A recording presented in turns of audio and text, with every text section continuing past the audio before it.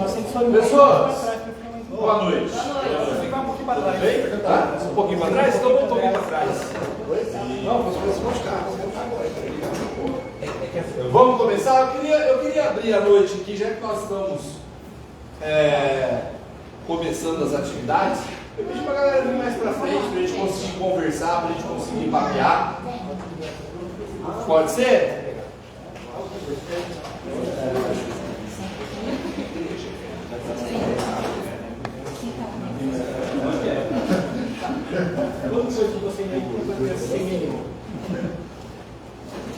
Vamos lá? Seguinte, gente, queria começar agradecendo a presença de todos vocês. Não é para começar com agradecendo, é para começar com outra coisa.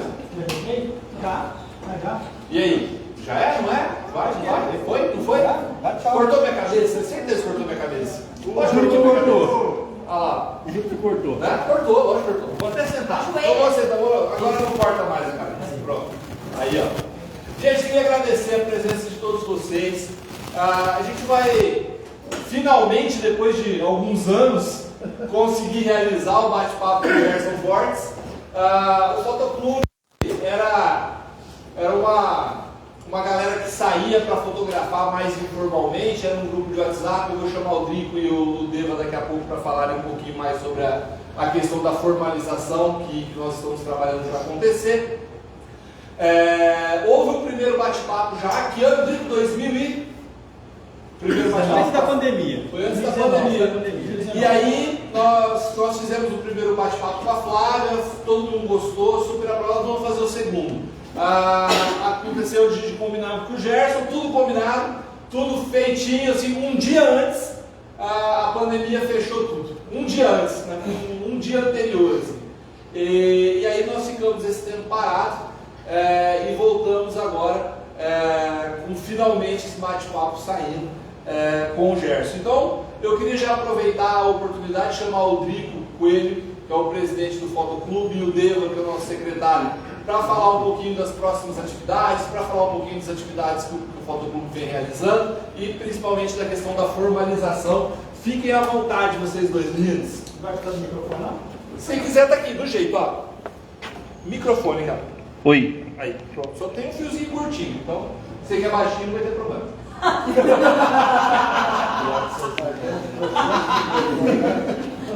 Oi. Agora é a microfonia aqui, né? Deixa que a gente falar, pode ser? O áudio tá bom. Pode ser mesmo. A acústica da sala é boa. Gente, muito obrigado a vocês todos terem vindo. Deixa eu ver. Dá um abraço lá atrás pro Felipe. Tá lá atrás, Felipe, consegue me ver?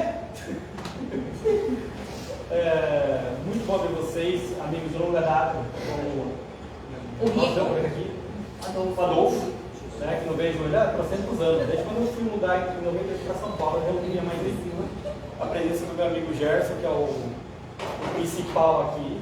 Né? Ele já deu cano nas duas vezes. Essa terceira eu falei que a gente ia trazer um vaso se precisasse aqui. Né? Agradecer meus diretores, meus amigos, Devair, que eu até brinco, todo mundo já sabe, que eu chamo ele de enciclopédia ambulante, porque o que esse cara entende de fotografia é brincadeira. Pessoal, eu sou um mero, como é que fala? Um robista de fotografia, como vocês todos, porque os mestres estão aqui na frente, e o professor ali, e o Luiz, não sei mais, e o mestre de fotografia ali da Estrela também. Né? É isso, gente. Né? A gente está agora formalizando o Fotoclube, o CNPJ e tudo mais, ter uma força extraordinária para participar de algum concurso, como é que é no governo que eles fazem lá? Edital, né? Isso pode transformar em verbas para nós, aí, quem sabe, futuramente. E sobre o Fotoclube, então, quem vai falar mais é meu amigo Deva. Também agradeço a presença de todos, né? A intenção é fortalecer a cultura fotográfica, né? Então, para isso, até então a gente é um grupo de amigos, mas sem uma formalização fica difícil participação.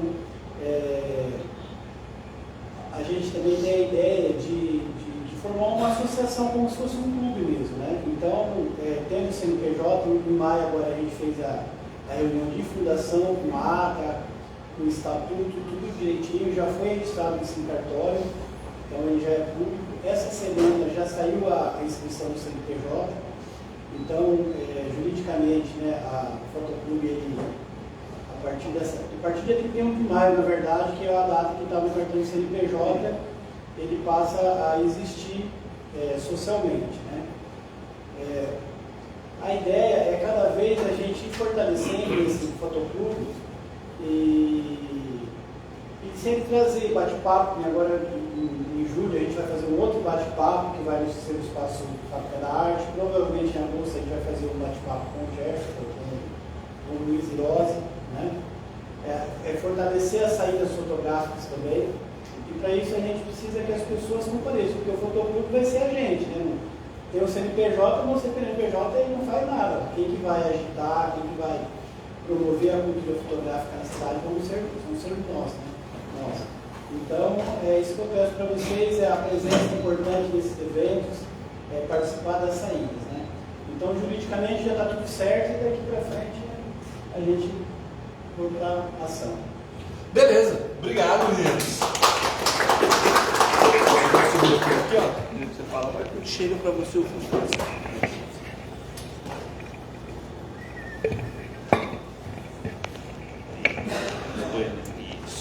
Bom, qual a ideia? Como funciona o bate-papo? Principalmente, vou acertar com essa cadeira aqui. Mas você não vai fazer a apresentação do Gerson? Não vou. Quem vai fazer a apresentação do Gerson é ele, né? E isso, a ideia é que aconteça naturalmente durante toda a palestra, durante todo o bate-papo. Então, cada um fica livre, só ergue a mão, interrompe ou pergunta a hora que quiser. E aí a gente começa uma rodada de perguntas e o Gerson vai responder todas elas, pelo menos sobre os meninos me passaram.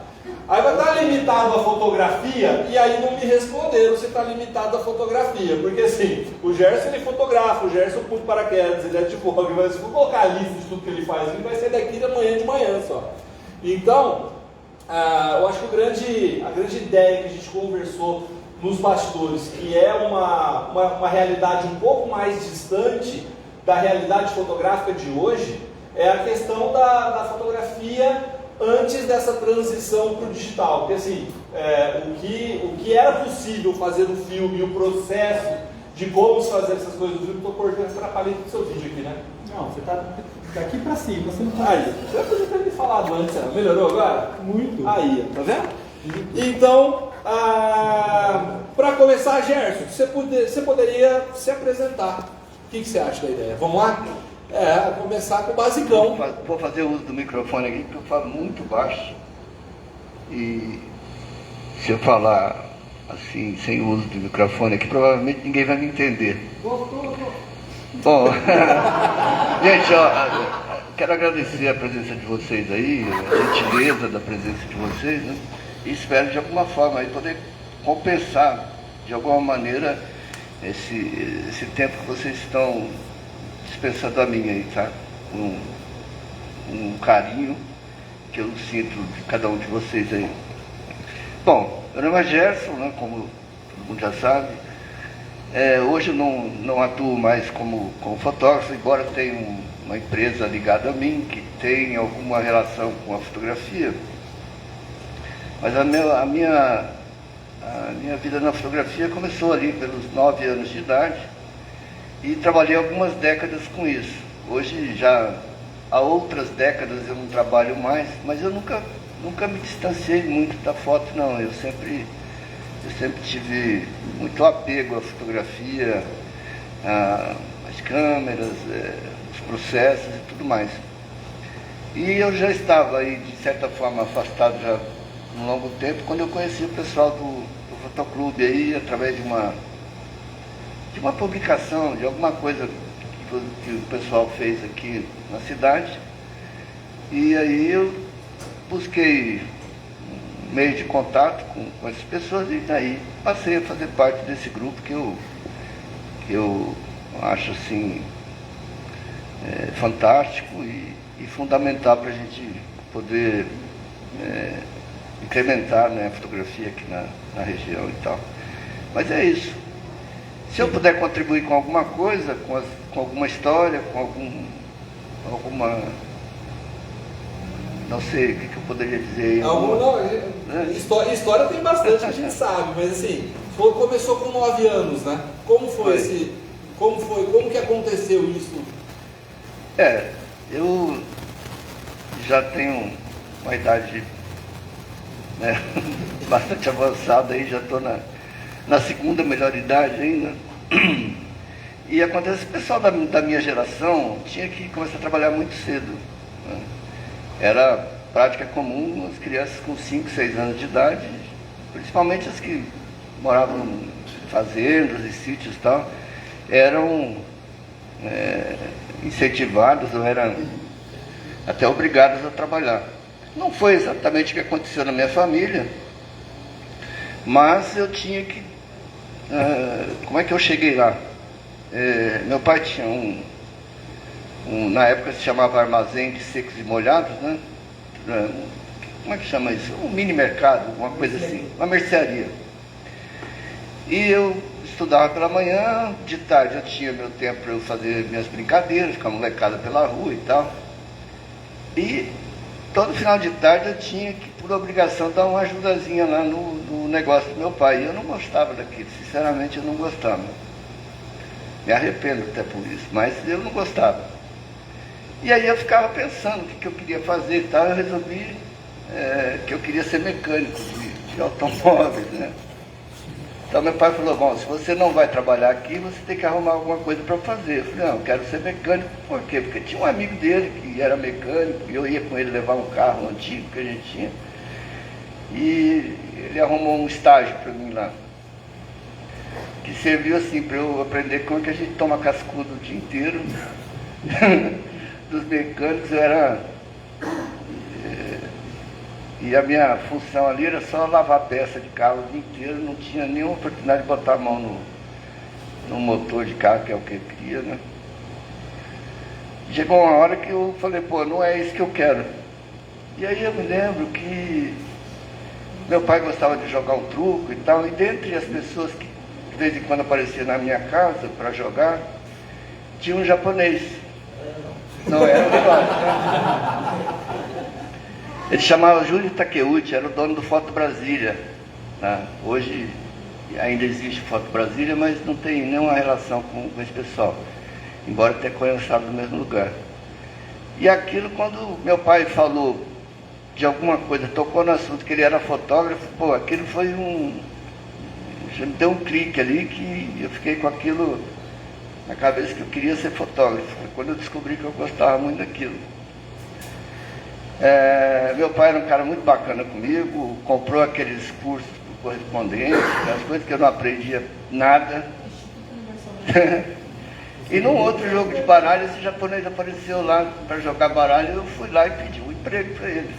Isso eu tinha realmente por volta de uns 9 anos, aí 9 e pouco. E aí eu fui contratado, sem salário, pelo menos 5 anos de aprendizado ali, dando meu trabalho e tal, sem receber nada em troca. Mas foi muito legal. E foi aí que começou. Foi aí que começou a minha vida, assim, a minha conexão com a fotografia. Perguntas? Qual foi a primeira imagem que você fez que falou assim, tô tudo certo, não quero sair da fotografia? O que mais te impactou na primeira imagem que você fez?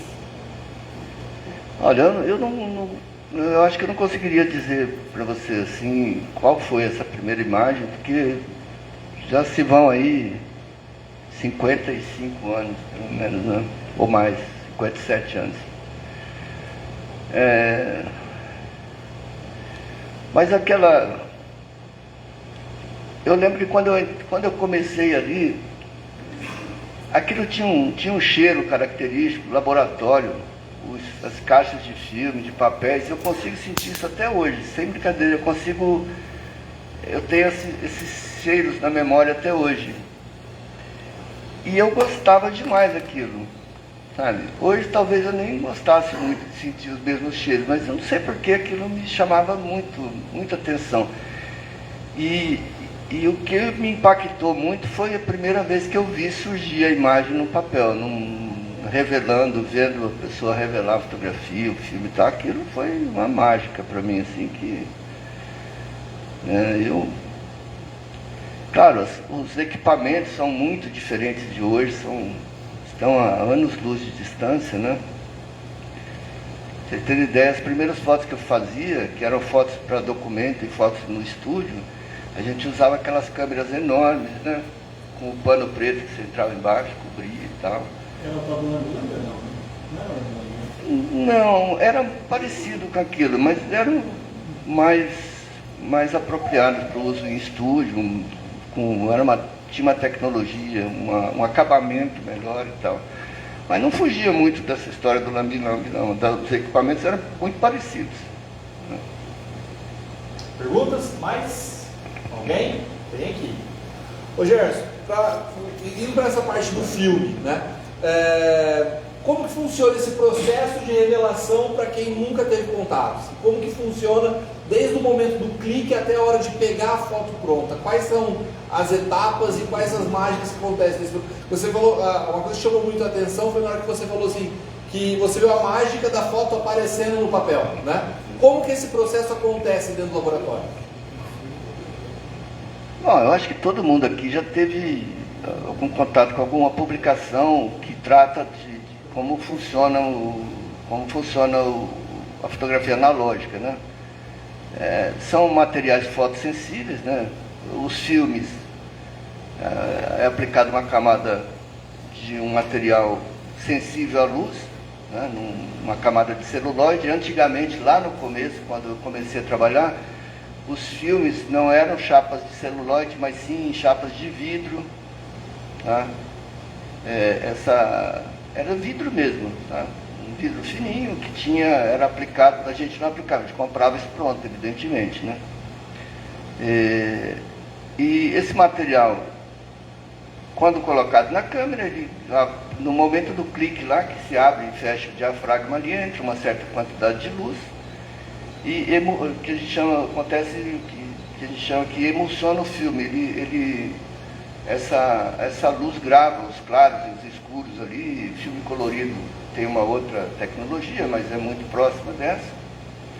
E depois, para que essa imagem fica latente ali nesse material, ela não aparece de bate-pronto. Ela tem que ser processada, né? E como? Através dos fotoquímicos, lá, do revelador, que vai fazer surgir essa imagem, e depois dos fixadores que vão fixá-la para que a gente possa ter contato com essa imagem à luz do dia e tal, né? Não sei se eu estou conseguindo ser claro com relação a isso, né? Depois, uma vez fotografado, revelado essa imagem, que ela sai negativa, ela sai contrária.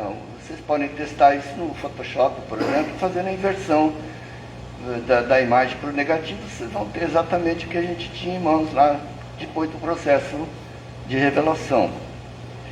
E aí, esse processo, esse filme que a gente tinha em mãos, ou a gente fazia inicialmente, volto a falar, nos primeiros anos lá de quando eu fotografei, quase que sempre a gente fazia as impressões por cópia, por contato.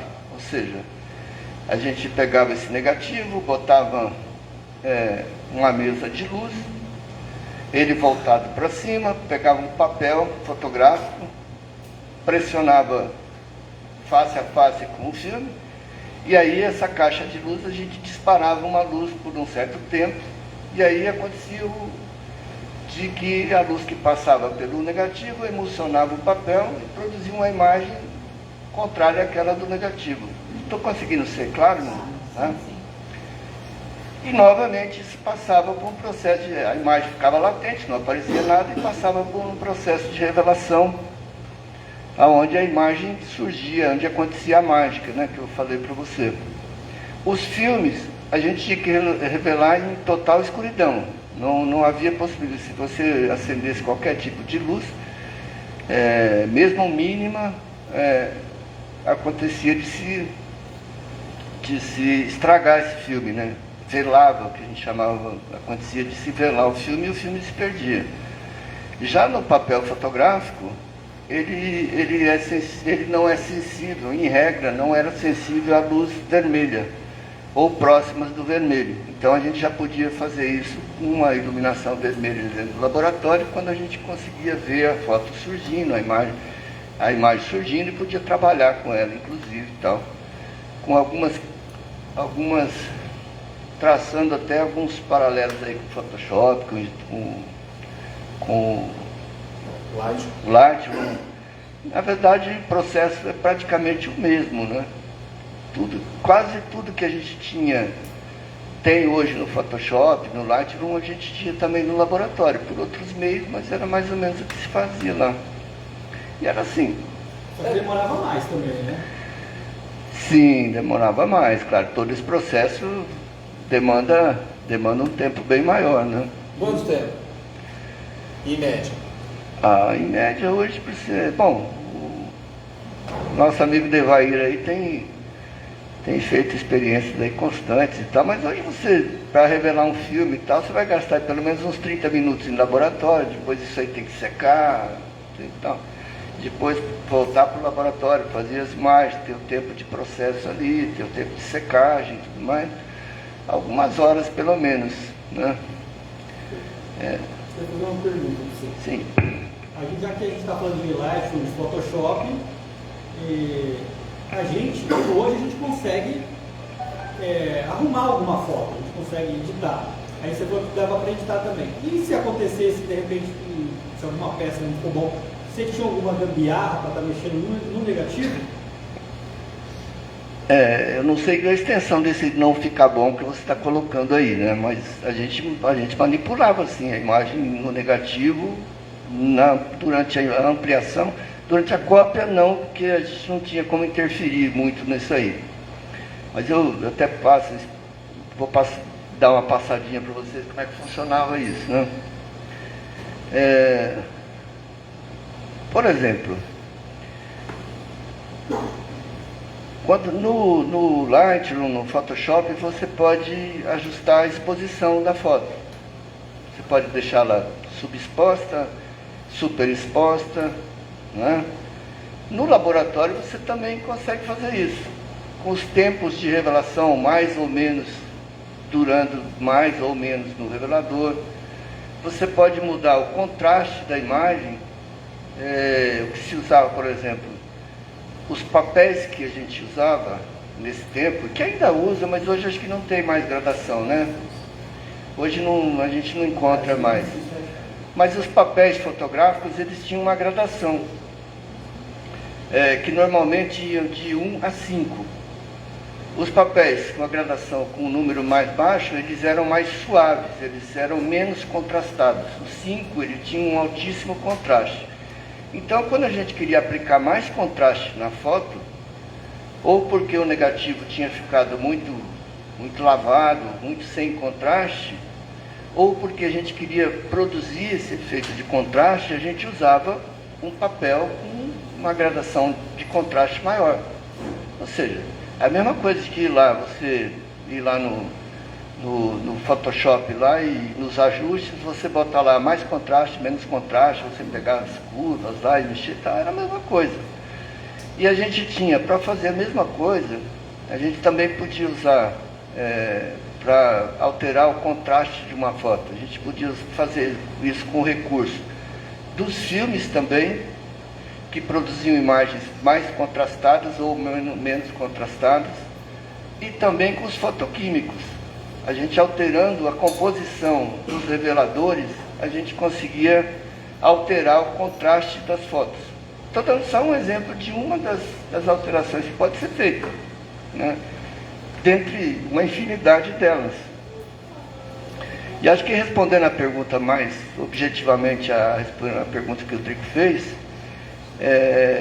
hoje você trata a imagem para melhorar a pele das pessoas e tudo mais, com filtros, com alguns truques que você tem lá. E a gente tinha isso também. Os retoques que se faziam nos negativos eram feitos com lápis. E a gente, principalmente nessas fotos do estúdio, se vocês olharem fotos dos casais, casamentos, aquelas antigas e tal, que é o que a gente fazia na época, tem umas situações bem curiosas disso daí também. A gente fotografava com negativos de até, lá no caso do estúdio que eu trabalhava, o negativo tinha até 24 por 30 centímetros de tamanho. Entendeu? Era uma placona assim. Depois de revelado isso, a gente ia para uma mesinha parecia como se fosse o notebook dela aqui assim, inclinado aqui, com uma área aberta aqui, e luz aqui atrás, com papel vegetal, alguma coisa, um vidro despolido ali, para essa luz ficar difusa. E a gente pegava o negativo, colocava ali em cima e ia com os lápis assim, extremamente pontiagudos, e a gente ia trabalhando as imagens, o rosto das pessoas, às vezes a roupa, coisa e tal, a gente conseguia alterar a imagem, suavizando o rosto. Às vezes até também trabalhando a roupa, olha só, para dar uma enxugadinha, para dar uma esticadinha, a gente conseguia fazer tudo isso no lápis, alterando o negativo. E sempre trabalhando com a imagem invertida, olha que legal isso aí, né? Porque o negativo, tudo que era sombra aparecia em branco ali, tudo que era branco, para ser branco, aparecia em tons escuros no negativo. Então a mente tinha que trabalhar pensando nisso, no resultado e tudo mais. Então havia lápis mais moles, lápis mais duros, lápis com um tom de grafite diferenciado para produzir nuances assim. É um negócio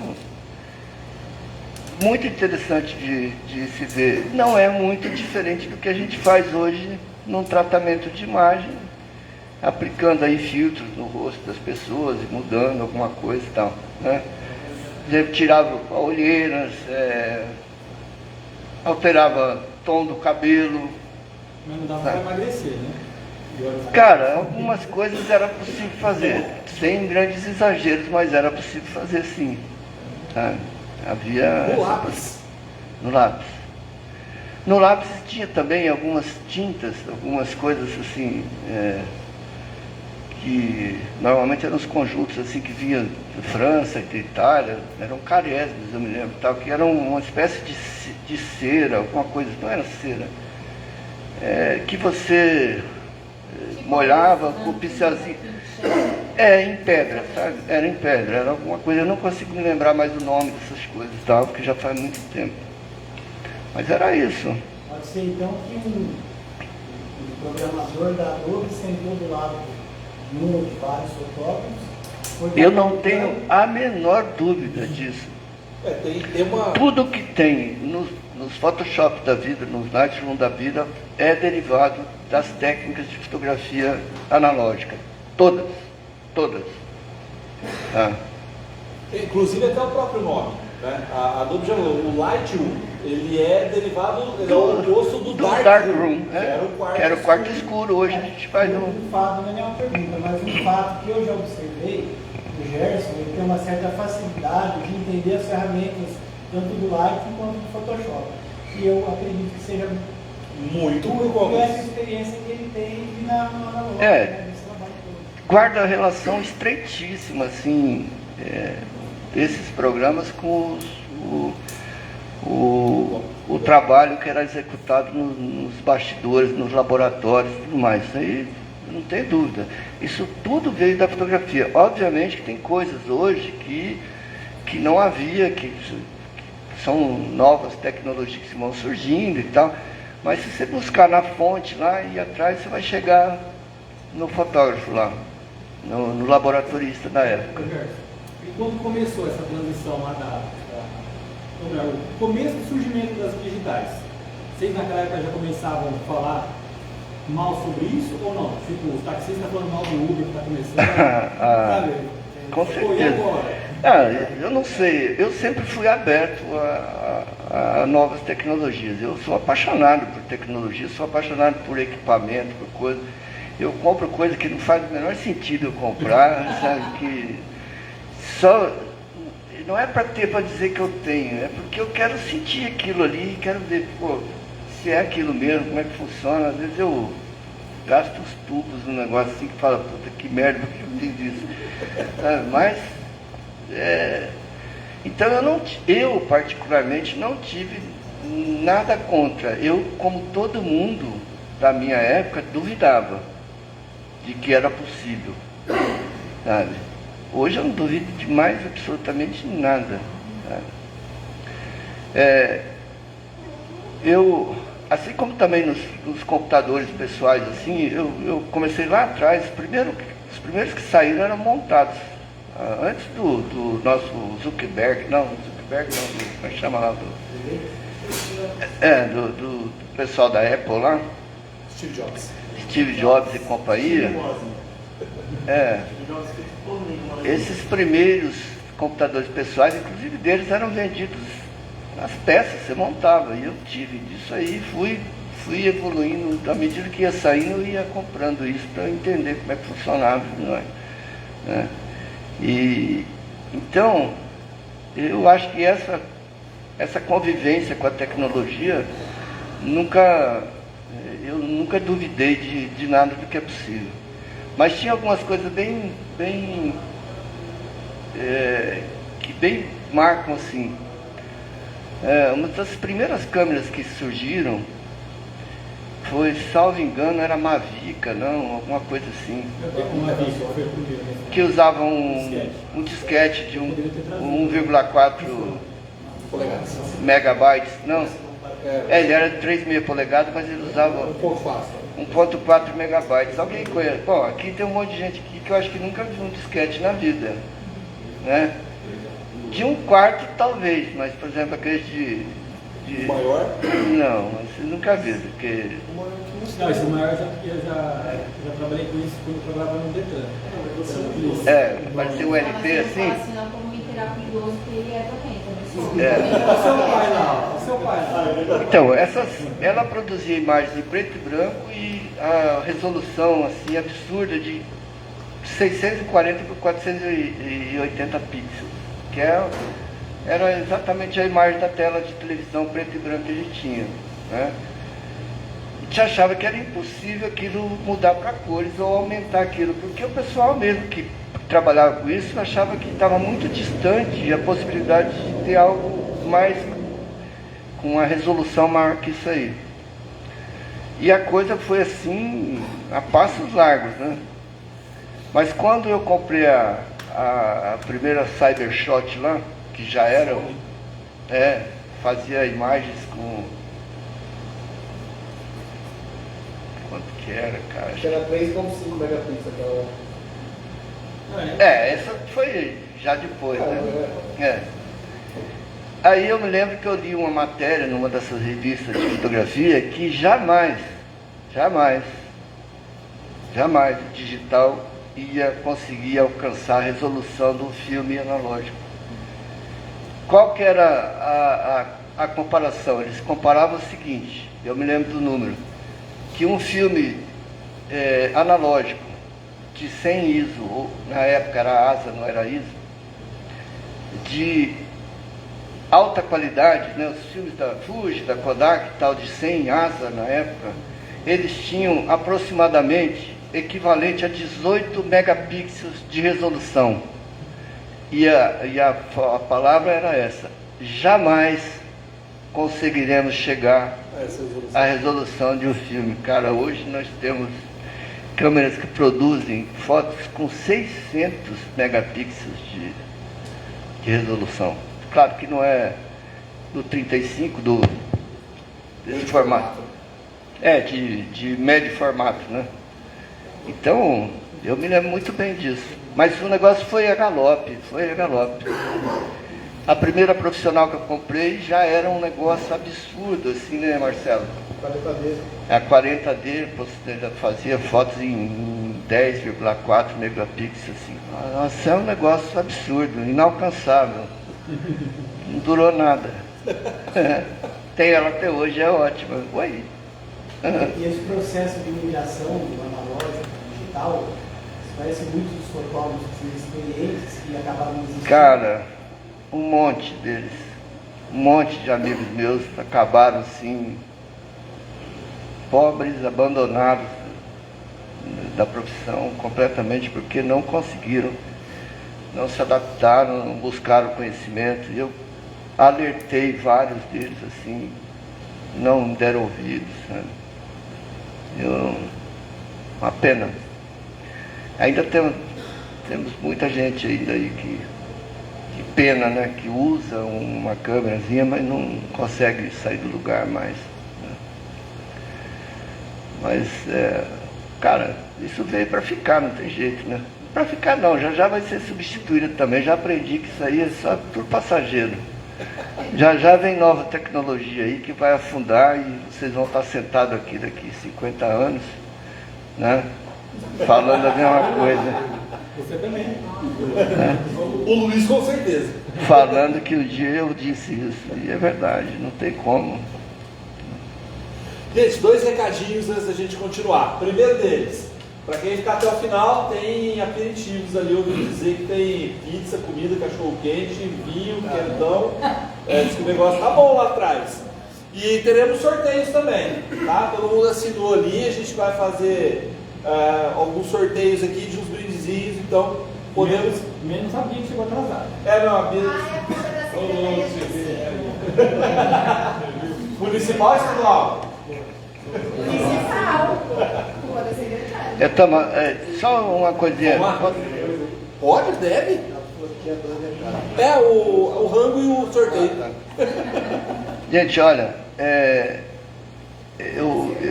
quando o digital começou assim a entrar com força e tal, no uso profissional, né, do dia a dia, eu já não estava mais assim, não que eu não estivesse trabalhando com fotografia, mas eu estava com meu pai, com o pessoal tal, que eu já estava em outra, tinha voltado para o direito e para o paraquedismo, então eu raramente aparecia por lá. Mas eu vi tudo aquilo, coisas que eram carésimas, sabe? Que a gente tinha laboratório Minilab, essas coisas que custavam verdadeiras fortunas para se chegar lá, para comprar e tudo mais. Cara, da noite pro dia, aquilo passou a valer nada, zero. Ninguém queria. Eu joguei, eu me desfiz de coisa assim, pedindo para alguém buscar. Some com isso daqui e tudo mais. Aí eu fiz uma titica do caramba. Passei a comprar equipamentos digitais, né, para o pessoal usar, trabalhar e tal. E foram ficando de lado, assim, máquinas na casa de dezenas.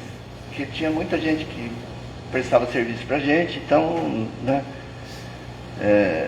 então tinha várias Nikons, Canons e Yashicas e aquelas coisas. Aquilo foi ficando lá. Eu me lembro que um dia apareceu um cara querendo comprar coisa analógica usada. Eu dei um caixote para ele assim. Que raiva de você. Mas sem brincadeira, com dezenas de lentes, de objetivos da Nikon, da Canon, estavam vendidas assim a preço de banana. Não consegui comprar uma câmera digital, com tudo aquilo somando, não consegui comprar uma básica, pra você ter uma ideia. Hoje nos valeirinhos, todo mundo dá um puta valor numa objetiva aí do tempo do analógico e tudo mais. Eu tive dezenas delas, sabe? E graças a Deus eu costumo dizer que eu sempre fui um cara muito abençoado, sabe, na minha vida. E eu sempre, quando eu pedi para Deus assim, que eu queria ter alguma coisa, ele não sabe brincar comigo. Entendeu? Eu sempre tive as coisas que eu desejei assim, em quantidade, né? Eu sonhava que ter uma câmera e de repente eu tinha um monte delas. Todas as câmeras que eu tive vontade de ter na minha vida, eu tive, né? E ao mesmo tempo, eu nunca me apeguei a muito nada disso. Por isso que hoje o Devair ia fazer uma festa danada com aquilo tudo aquilo, né? O interessante, assim, claro que para trabalhar comercialmente não dá, né? Mas como um hobby mesmo, né? É um Sim. mercado que está muito agressivo, assim, no Japão, na Europa. O mercado, eles estão pensando até em produzir máquinas novas, né, analógicas, né? Porque esse mercado ele está Tá. Só que assim, se apega ao processo artesanal, que você acaba descrevendo. Isso é uma coisa que eu admiro em você, assim, por exemplo, sabe, essa vontade que você tem de buscar essas técnicas, eu não consigo me apegar, sabe? Então eu não consigo dar o passo, deixa eu ir lá, voltar ali, você sabe que eu não... Você está me ensinando bastante. Não, eu gosto, mas eu não tenho esse espírito que gostaria de ter. Eu não consigo achar tempo para mim, para eu rebuscar tudo isso de novo e tal, né? Mas estou à disposição, se alguém um dia precisar eu quero entender como é que funciona, eu comprei um equipamento de laboratório, então se eu puder ajudar, disponho aí. Estou à disposição de todos aí, sem problema. Gosto muito disso, gosto de incentivar. Tanto que ele gosta, ele descobriu que eu estava lá em São Paulo, fez eu do outro lado da cidade de São Paulo buscar a peça lá. Qual que é lá? É um ampliador, né? Ampliador. Fotografia. Japonês, né? Não, japonês falou assim, ó, tem um monte de coisa aqui. Eu falei, vixe, Maria. Imagina que casa assim, é uma garagem. Eu tava falando. Em cima da garagem. E foi um achado, né? Foi muito legal. Eu estava falando dos retoques e tal, que a gente fazia tudo esses primeiros retoques, a maioria deles eram para o processo de cópia, né? Então as fotos, o casal chegava lá e queria uma foto do casamento, do dia do casamento, e não era como hoje, né? Hoje você vai num casamento e faz com 10 mil imagens. Né? Você fica apertado ali, você nem sabe onde sair. Depois, no negativo, eu vou voltar nessa história das 10 mil imagens, que é interessante, vocês entenderem como é que funcionava. Com o negativo, né, a gente faz ampliações com os formatos. A gente usava muito médio formato, quase sempre era médio formato. As câmeras eram 6 por 6 centímetros ou 6 por 9, 6 por 7 centímetros, produziam os negativos grandes assim, e elas eram ampliadas. E aí, os retoques que a gente fazia lá no lápis e tal, para ampliar, isso já não era viável. Quase nunca. Tinha que ter uma técnica muito apurada para fazer um retoque, ampliar e isso não aparecer na ampliação. Dá para entender? Os risquinhos lá, você vai ampliar, vai aparecer. Então a gente foi desenvolvendo outras técnicas para fazer os retoques na imagem, os tratamentos da pele e tudo mais. Então teve uma época na minha vida que eu fazia fotos da mulherada e tal. E aí você pega as fotos daquela época e você fala, pô, isso aqui foi photoshopado. Passou-se isso aqui no Photoshop, né? É que infelizmente eu não tenho nada guardado mais, que tudo que eu tinha foi perdido. Mas volta e meia eu vejo alguma coisa na casa de alguém e tal, e eu olho assim, até eu fico falando, pô, não é possível, cara, tinha Photoshop nessa época aí que eu fazia, não sabia, né? Mas a gente fazia isso de que forma? A impressão de um negativo no papel é mais ou menos como a projeção disso aqui, ó, né? Estava acesa aqui a imagem, aqui dentro tem um CDzinho, onde se produz uma imagem aqui, em cristal líquido aqui dentro, a luz passa e projeta ali na imagem, na parede. Então, no lugar da parede era o papel, e isso aqui normalmente ficava na vertical da mesa, assim, que é como a gente fazia as ampliações, faz até hoje, o Devair faz isso todo dia lá.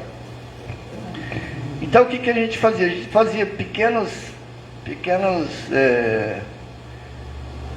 com hastes assim, a gente fazia pequenas máscaras, não, como que eu diria isso?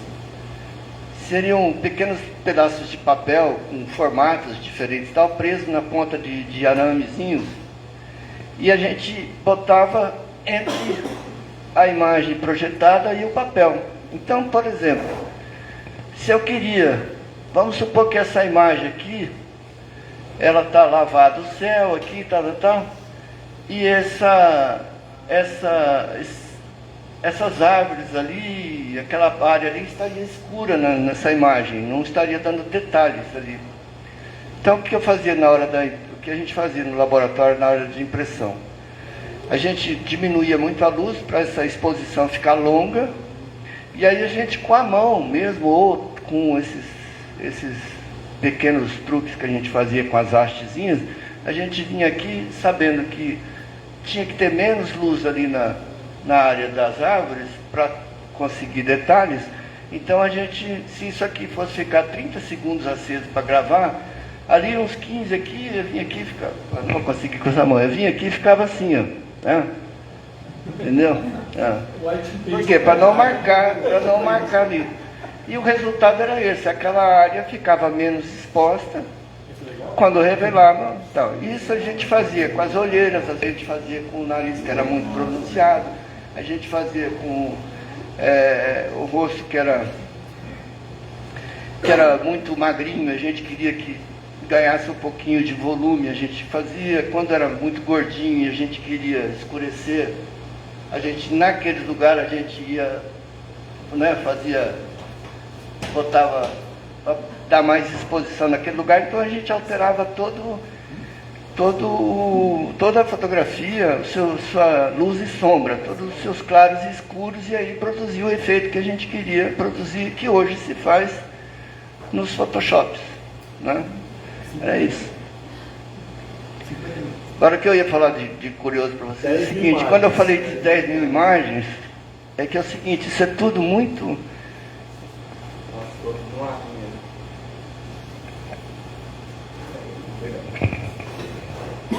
Isso assim, a gente poderia dizer que é muito recente, essa história de sair e ir ao local do evento e fazer fotos. Cobrir aquilo, fazer o que antes a gente chamava de reportagem fotográfica. A gente ia lá e fotografava tudo e tal. O que era a praxe? Sábado era dia de casamento, domingo era dia de batismo e crismas nas igrejas. Então a gente ficava no foto, o pessoal lá às vezes ia lá e marcava, agendava um horário, ou ia aquele monte de noivos e noivas e familiares e faziam fila na calçada do lado de fora do foto, de dobrar quarteirão, sem brincadeira, dobrar quarteirão. A gente anotava os primeiros que iam chegando. Então a foto era o seguinte, o casamento, a lembrança do casamento era no máximo 2 ou 3 fotos por casamento. Era em regra, era uma dos noivos sozinhos, e depois uma normalmente com todo mundo que a gente conseguia colocar dentro do estúdio. Porque era caro isso, era um processo caro, as pessoas não tinham dinheiro para pagar muito e tudo mais. E aí dessas fotos se fazia cópias, faz meia dúzia dos noivos, aí dava uma para a sogra, outra sogra e tal. Então, os noivos ficavam lá no sol, cara, às vezes, ou noite adentro, na calçada, esperando fazer as fotos daquele lá, terminava, entrava outro, aquele que fez a foto, que saíram nas fotos, eles iam para fora e ficavam esperando, igual você espera a radiografia, o cara não fala, você espera um pouquinho aí que eu vou ver se saiu tudo bem, se não tem que repetir. Era a mesma coisa, por quê? Porque de vez em quando um danado lá piscava, então aquela foto tinha que repetir. Então o pessoal ficava esperando. Era assim que funcionava. No domingo eram os batizados, a mesma coisa. Ia todo mundo lá com o bebê, montava aquele monte de gente. Então a iluminação do estudo era contínua, no início não tinha flash, era só luzes de halógenas e tal. E aí depois, aos poucos, depois de uns 2 ou 3 anos que eu estava lá, é que o patrão naquela época comprou assim, o primeiro equipamento portátil, flashzão, sabe? Que cada vez que disparava ia uma lâmpada desse tamanho assim, que era um perigo, cara.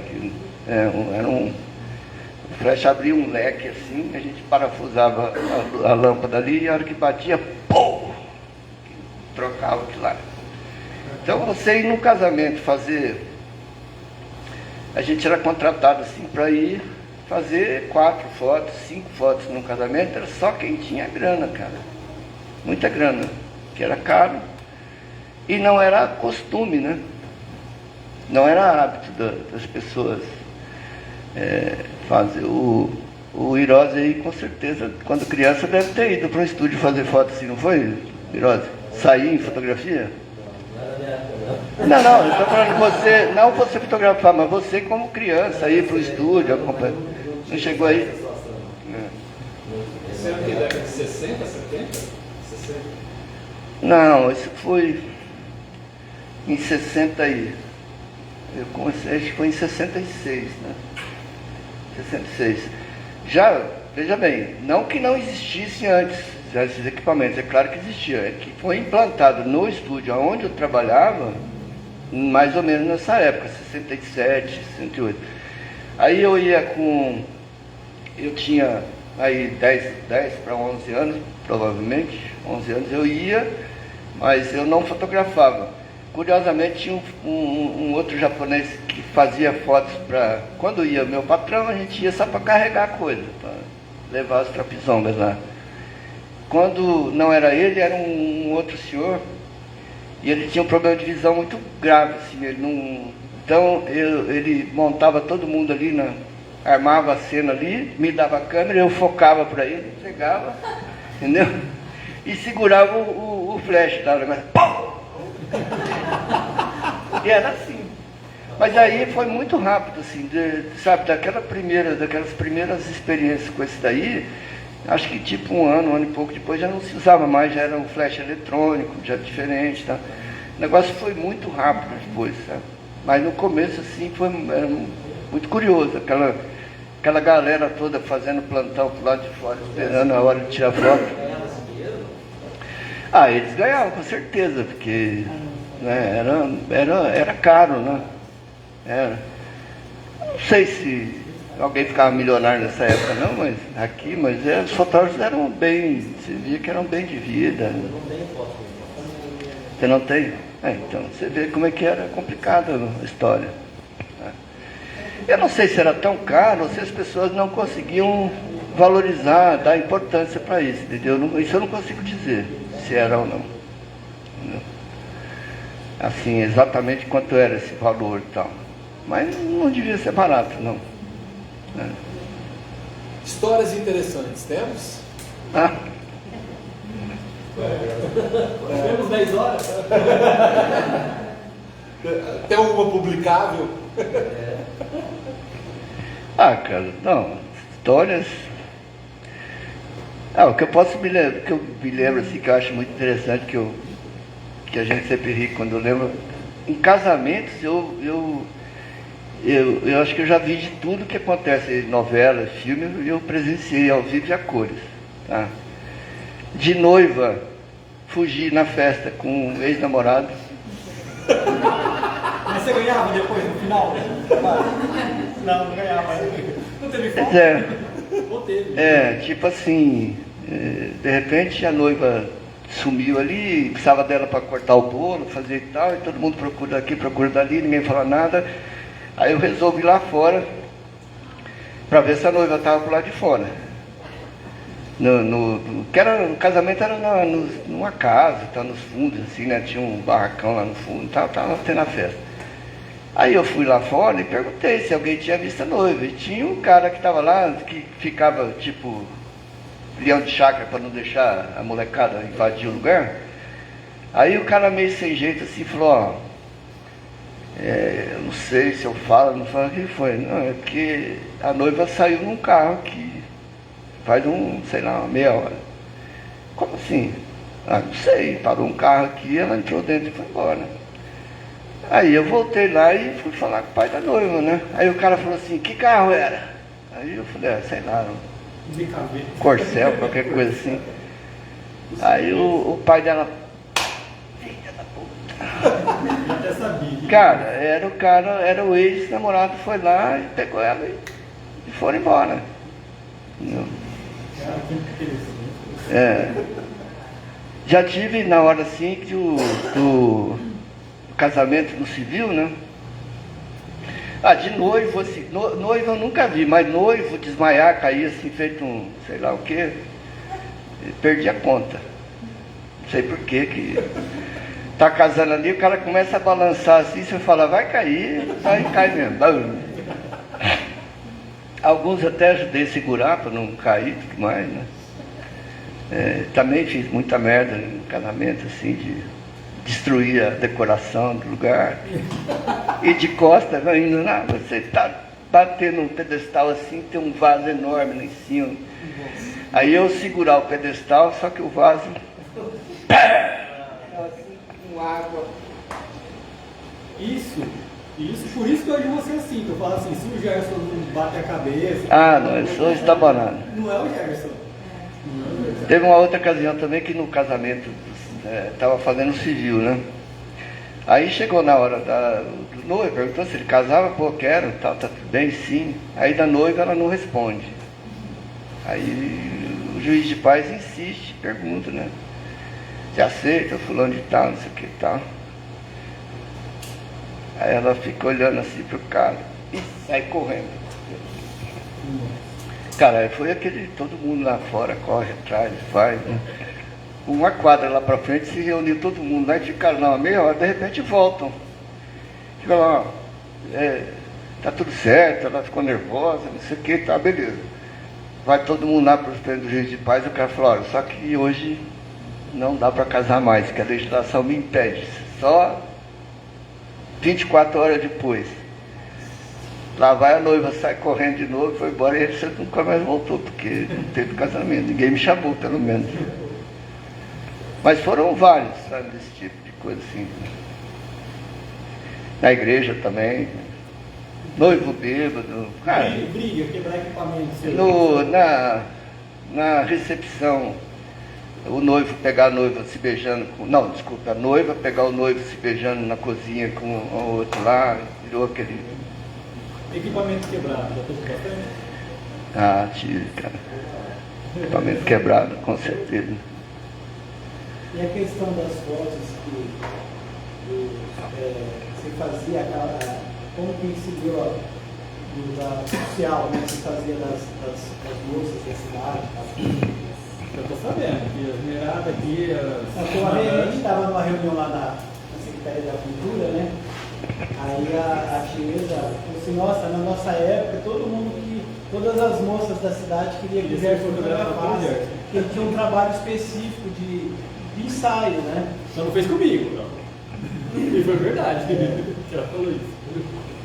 Não, eu sempre, quando eu trabalhava mesmo, eu gostava de ficar muito antenado com foto publicitária, eu tive a oportunidade de fazer trabalhos que foram publicados em grandes revistas de circulação nacional, fiz foto para Vogue, para Nova na época, Manequim, Capricho, mas porque eu tinha, e por gostar muito disso, como vocês hoje vão em congresso, coisa, também ia, conheci pessoas do meio, outros que tinham alguma conexão com o pessoal de agência e tal, me apresentaram, então eu acabei me envolvendo com isso, e eu gostava de fotos de moda, e normalmente as fotos assim para publicidade que eram feitas aqui na região, eu acabei, talvez por conta de me envolver com isso, acabei me destacando e eu era sempre contratado para fazer fotos disso. Daí para fazer fotos de pessoas comuns, fotos mais produzidas, foi uma coisa meio que natural, assim. Né? Mas aconteceu o seguinte, porque eu comecei a fazer fotos assim, e eu sempre valorizei muito a história do trabalho em equipe, tá?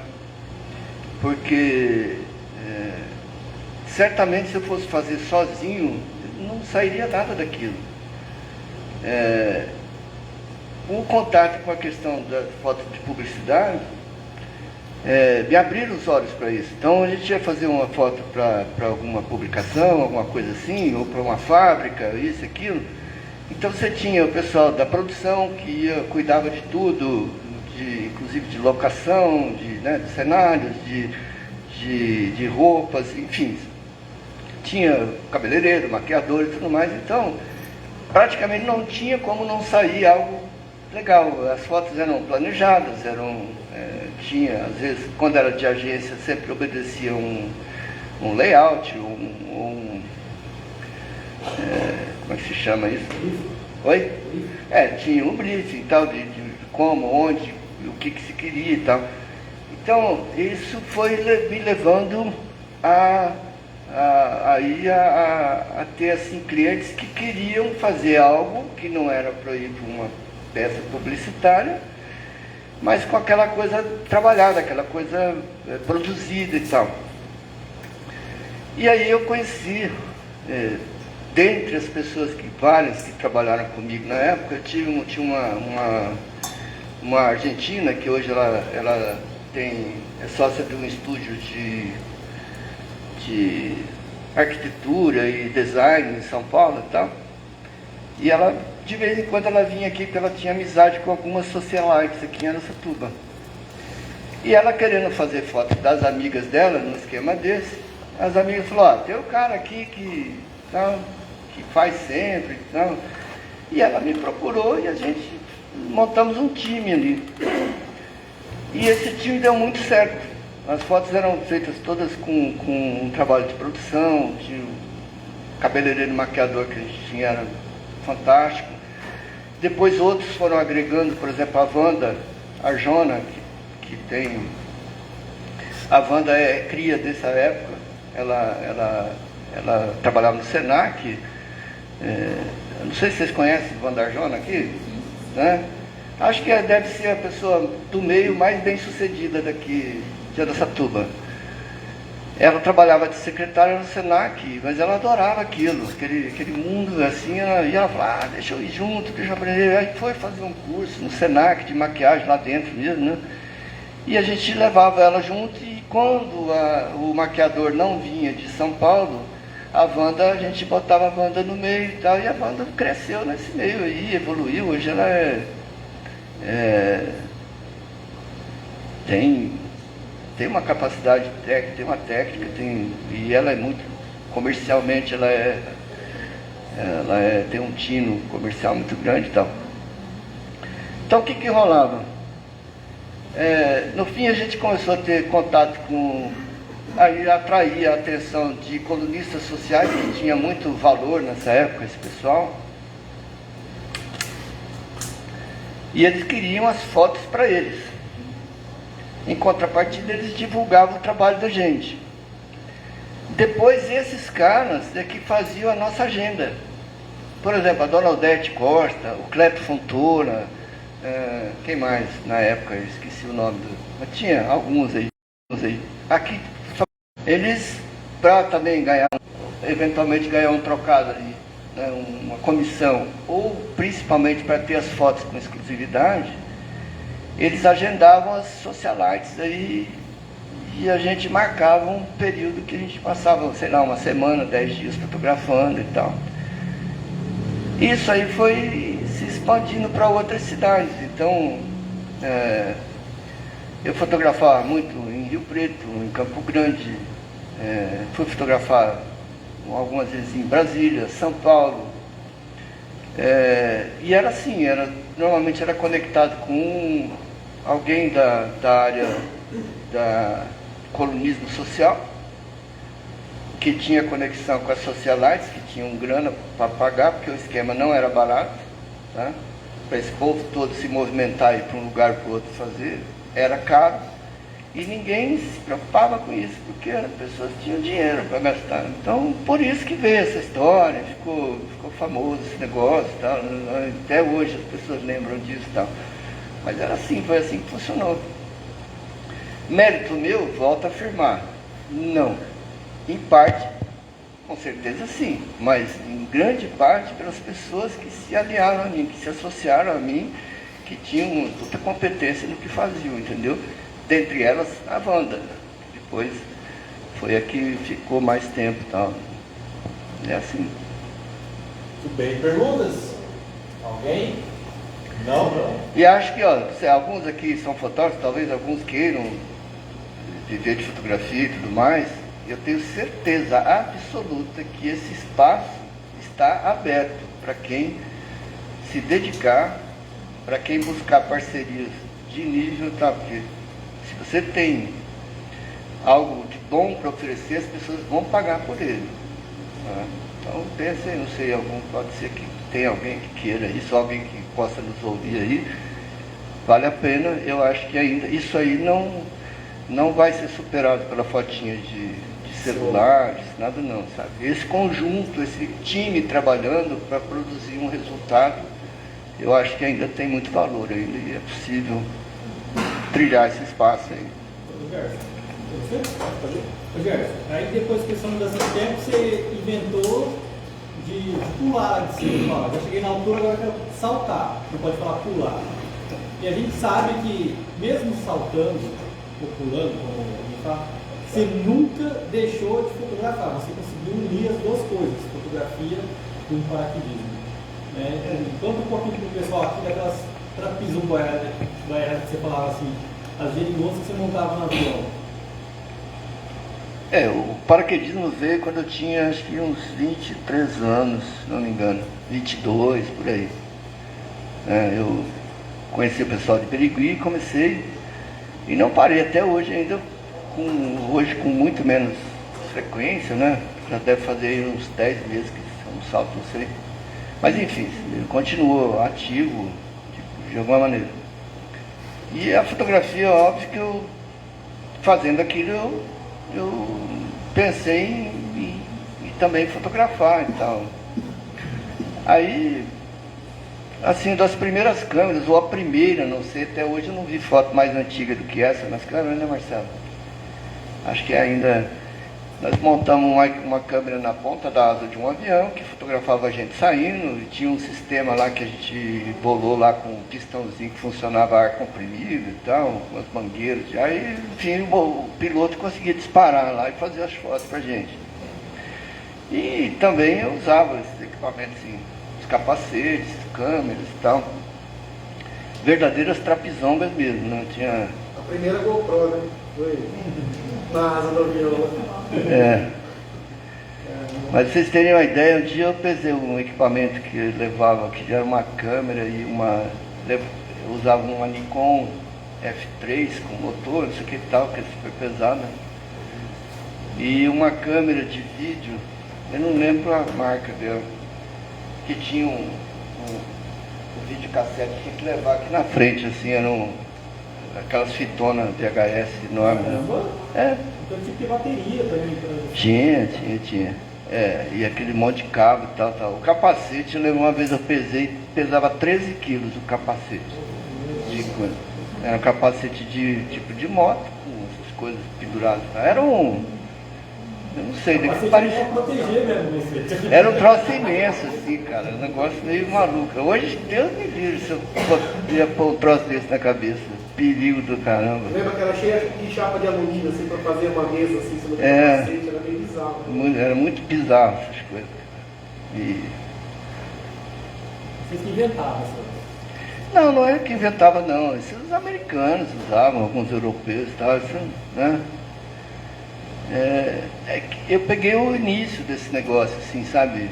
Então, eu não fui precursor nisso aí, mas eram pouquíssimos que tinha no país que fazia uso dessas coisas e tal, e aí eu comecei a usar, mas eu nunca fui tão assim, eu me envolvia mais com instrução, com outras coisas e tal, mas fazia meus vídeos, minhas fotos e tal, fazia, tinha quem fazia, eu fazia.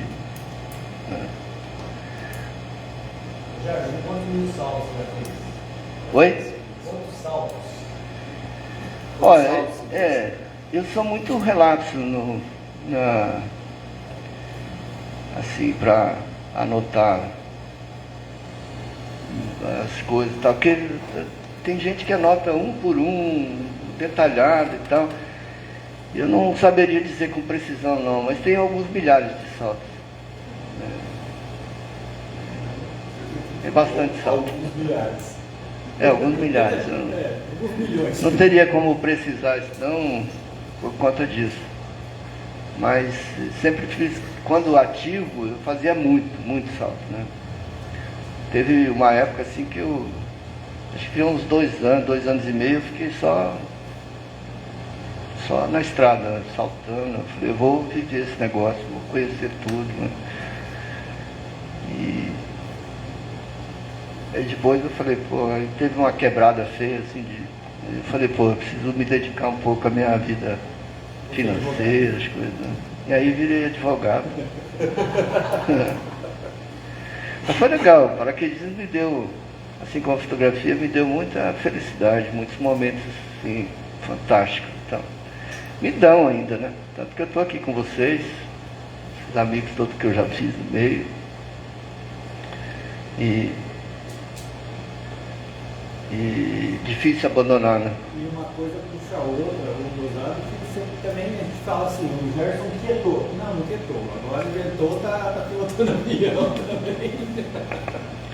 Isso era uma coisa que estava meio assim, meio na prateleira assim, desde alguns anos, né? Eu nunca quis me afastar do meio do voo.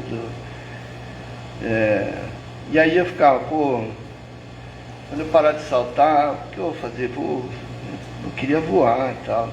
Depois eu falava, não quero, acho. Porque eu nunca fui muito ligado assim, eu próprio pilotar um avião. Até comecei lá atrás, depois abandonei. Mas nos últimos anos, como sabe, o joelho enferruja, o calcanhar enferruja, e eu vou ficando cada vez mais distante de tudo que tem. E aí eu resolvi, principalmente quando o Drico começou a voar aí, eu falei, puta, mas aí desenterrou aquilo, né? Eu falei, mas é isso, é para não ficar longe desse meio, né? Eu acho que voar é mágico, né, cara? Seja de paraquedas, de avião, sei lá o que, tá lá em cima é demais. Submarino não ia pensar, né? Não, cara. Eu sou meio claustrofóbico, né? Eu acho que não conseguiria, não. Mas voar... Mais perguntas? Não? Não, vou continuar aqui então, com as nossas. Então, voltando para a fotografia de estúdio, né, não tem como não falar de fotografia sem falar de luz. E é uma das suas maiores qualidades, essa interpretação / modificação / interferência na luz. Quais são as principais dicas, assim? Quais são os principais conselhos para a gente conseguir achar a luz adequada para o ensaio? Só aumentar um pouco mais o vento aí. Deixar mais frio? Tá friozinho para os meninos. Ah, tá. Eu tô com um pouco frio os meninos também. Eu achei que você fosse para deixar mais frios lá, eu boto hipotermia. Esquentar.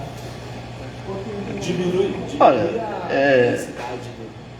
Viu, Iago, eu acho que tem, acho não, penso assim, que tem a luz básica aí que todo mundo conhece, todo mundo fala dela, e que você nunca vai pecar se usar, né?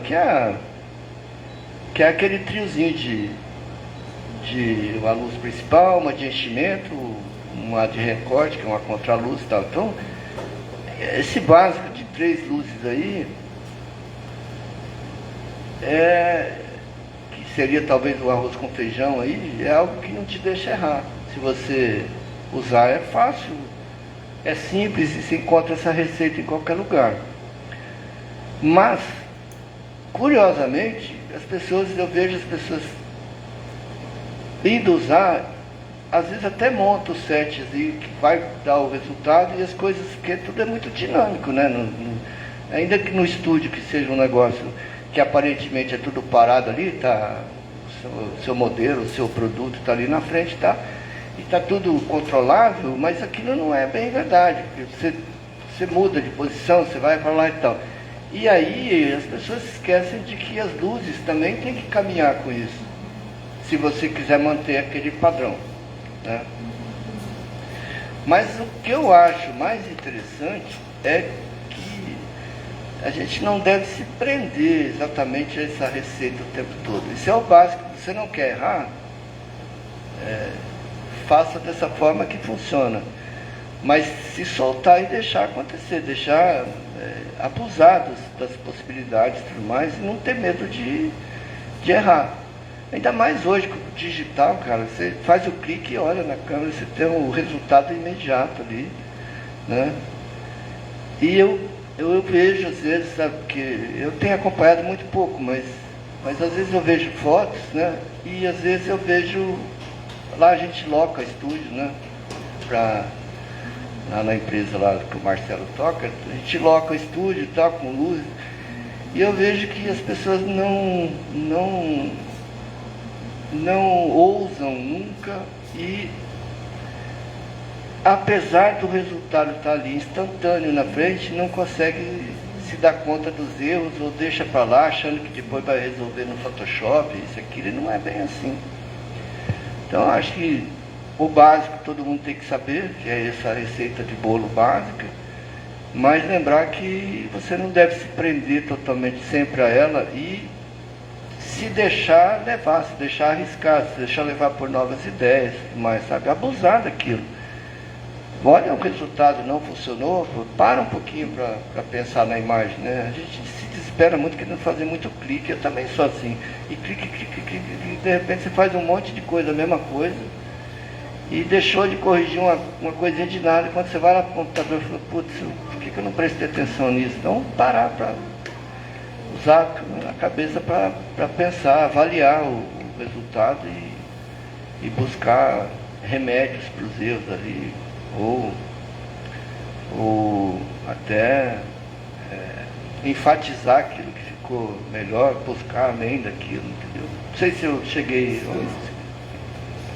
Das histórias, Gerson, das histórias de eventos, das histórias de casamento, das histórias de fotografia, das histórias de paraquedismo, alguma que você leva e fala assim, nossa, essa sempre que eu tenho oportunidade eu tenho que contar, alguma que te marcou de alguma forma diferente? Não sei lá, eu acho que... tive muitas histórias, mas assim, eu não sei de alguma tão especial assim. Eu tive...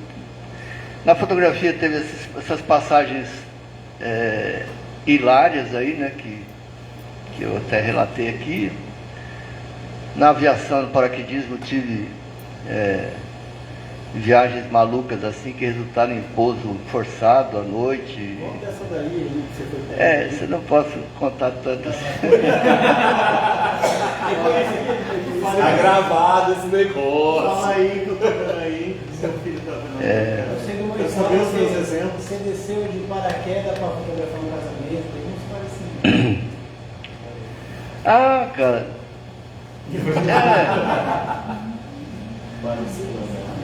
A gente praticava ali em Birigui, né?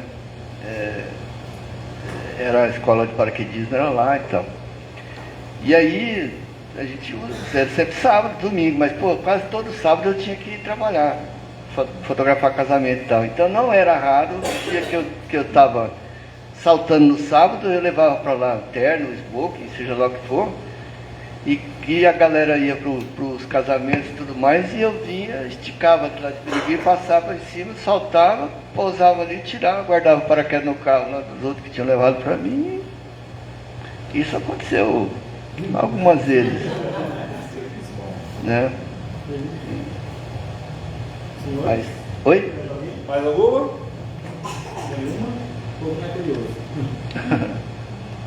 Então é o seguinte, acho que ele tem algumas imagens, tem alguns arquivos aí, projetos que acho que pasta 1, foto 1. Ô Gerson, eu acho que você podia sentar ali, ó, um pouquinho. Não, mas o Rogério ele vai precisar falar, né? Eu só vira o... Acho que tá ali. Põe ele, e essa foto aí, Gerson? Não. Tava no caminho, foi até metade. Foi só cabecinha. Aí, ó. Nossa, aí minha irmã. Que bonitinho. O menino Marcelo. Isso era a típica foto feita. A foto era 9x12, eram os negativos lá em placas que eu falei para vocês. Isso aí talvez tenha sido até no mesmo estúdio que que eu falei. Ô Gerson, Oi? lembrando assim também até sobre o tamanho da resolução, tanto por tanto, nunca teve um padrão na vida inteira da fotografia, né? Hoje o celular faz uma, cada celular tem o seu, existe uma padronagem. Tem alguns, né? Alguns formatos assim. Tipo 8x10, 4x3. Hoje do Instagram 1x1, eu estou falando isso na proporção, né? É isso. Acho que o próximo dessa mesma pasta. Quem é que mandou isso aí pra você? Hã? Quem que te chamou? Não sei, tá no computador dela aqui, ó. Você só curte. Tá no computador dela. Eu não tenho nada a ver com isso não. Ela achou no Google. Tá bom. Ela achou no Google. As pessoas, elas foram colocando as coisas assim pra mim e falando assim, ó. Ah, minha Você irmã. vai, coloca isso aí. Linda. Na verdade, você passou uma semana stalkeando minha filha. Vai. Olá, olá, tudo bem com vocês? Oi, meu irmão, surpreso de me ver aqui? Você lembra que eu te perguntei como que fazia para subir pro Google Drive os vídeos? Bom, mas era isso, não vou perder tempo, né? Então, gente, me convidaram para falar do meu irmão, para falar dessa pessoa que eu amo muito, que é uma das pessoas mais importantes da minha vida. Não é fácil falar de você, meu bem, num tempo tão curto, mas eu vou tentar. Eu vou falar dele, aquele menininho que era fotógrafo aos 13 anos de idade, né? Já saía de casa para trabalhar com aquela sede de aprender, porque eu acho que a fotografia faz parte da essência dele, né? Mesmo que durante um período ele tenha se afastado profissionalmente e se dedique a outra área, né? Mas a fotografia está nele, é a paixão dele, e eu fico muito feliz que ele tenha voltado a atuar nisso como hobby, porque ele tem muito mais liberdade para captar as imagens da forma que ele ama, né? Isso não tem preço. Esse é um profissional competentíssimo, sempre muito criterioso, sempre buscando a melhor imagem e super exigente com ele mesmo, sabe? À frente do tempo dele. Eu mandei uma foto para vocês aí, vocês vão ver a máquina que ele tá na mão, isso há muitos anos, né? Por falar em foto, mandei uma de nós dois e mandei uma foto da grande equipe do Devaneio, né? De 1981, os sábados na casa da minha mãe, né? Aliás, os finais de semana, era tudo uma loucura. Por quê? Porque tava aquele monte de gente pegando bateria, pegando flash, e minha mãe que cuidava de carregar isso tudo, né, essas baterias, aquele movimento, aquela muvuca, meu pai também, aliás, todo mundo envolvido, menos eu, né? Eu era modelo dele, né? Eu era cobaia dele, eu amava isso, claro. Tem fotos lindas daquela época. E tem o lado nosso, né, de irmãos, assim, unidos demais. Ele era um menino muito peralta, ele era muito, né, custoso, como dizem os mineiros, né? E nossa mãe nos educava de uma forma muito severa, e a cinta corria solta lá em casa, né? Comia solta. Então, muitas vezes, para fugir, né, do corretivo da minha mãe, ele subia no muro, dali ele subia no telhado, ficava debaixo de uma árvore, porque ele não é bobo, né? Na sombra, pedia para eu levar revistinhas para ele ficar lendo, enquanto minha mãe se acalmava e ele pudesse descer de lá. Então tem N histórias, gente, N histórias do Gerson e da nossa infância, muito unidos, continuamos muito unidos. E ao ano passado a gente teve um momento muito difícil que nós passamos, mas graças a Deus passamos, né? Você está aí, meu irmão. E eu estive do seu lado e não seria diferente. Eu estarei sempre, sempre, sempre. Se eu pudesse ser um escudo para te defender de tudo, para, sabe, não deixar ninguém fazer nada para você estar sempre bem, né? Eu estaria, eu seria isso, tá? Tô aqui, amo você, de coração. Eu fiz esse vídeo. Muito obrigada pelo convite, em especial ao Devair, né? Parabéns ao Fotoclube por esse projeto maravilhoso, por resgatar essa importância da fotografia, né, meninos? Parabéns para vocês. E para você, meu irmão, o meu beijo aqui de dentro da minha alma, do meu coração, porque você sabe que eu te amo demais. Um beijo, meu amor. Ah, que show. 2 anos guardando esse vídeo. Somos muitos parceiros demais, meu irmão. Ó, essa gravação, para vocês entenderem, esse ano que ela falou que passou, isso já faz 3 anos já, né? 2020. Isso ela gravou então em 2020. Até para quem não sabe, na conversa, o Gerson teve uns probleminhas de saúde aí, né, Gerson? Ela fez logo após esse... eu andei infartando aí algumas vezes. Então, aí ela falou de fotógrafo aos 13 anos ali, quando eu já saía para a rua para fotografar sozinho, né? Eu chegava nos lugares assim e o pessoal falava, pô, e o fotógrafo vai chegar quando? Porque eu tinha 12 para 13 anos, quando eu já ia para fotografar as coisas sozinho. Né? Ô, louco! Caramba! Essa mistura de Ayrton Senna com Stallone. Roberto Carlos. Não lembro, não. Aqui eu tô com paraquedas ali.